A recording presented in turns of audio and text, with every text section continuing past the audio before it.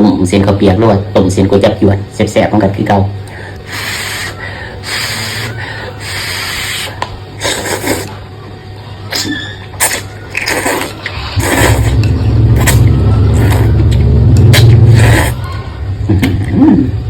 พี่น้องเลยเป็ดเองแซ่บเองนักเล่นพ่อต้มเอง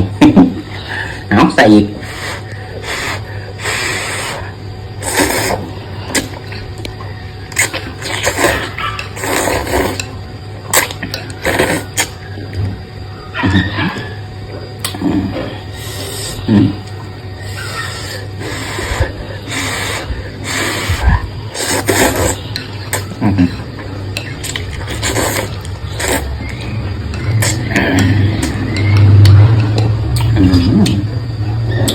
ลูกศิษย์พี่น้อง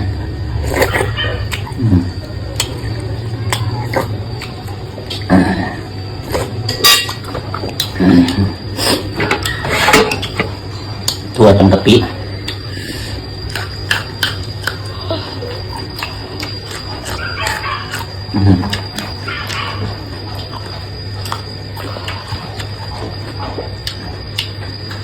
พริกตำกะปิด้วยนะ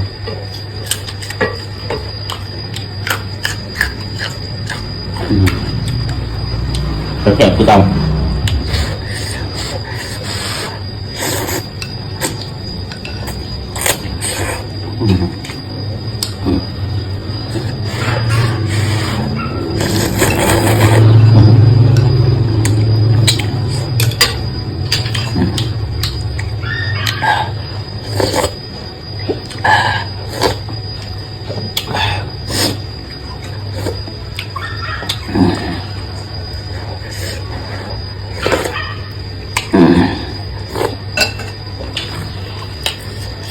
นี่ก็ใส่ไป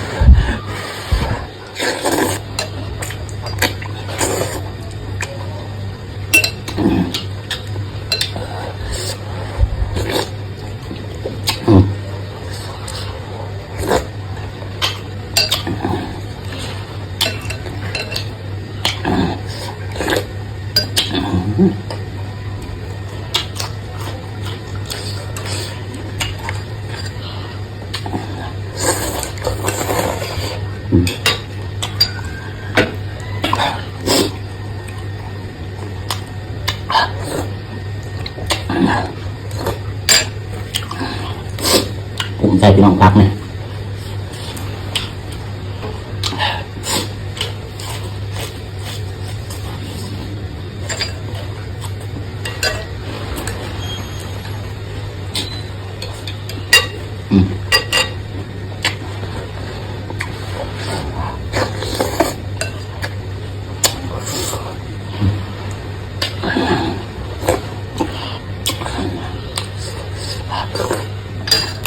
แซ่บคือเก่า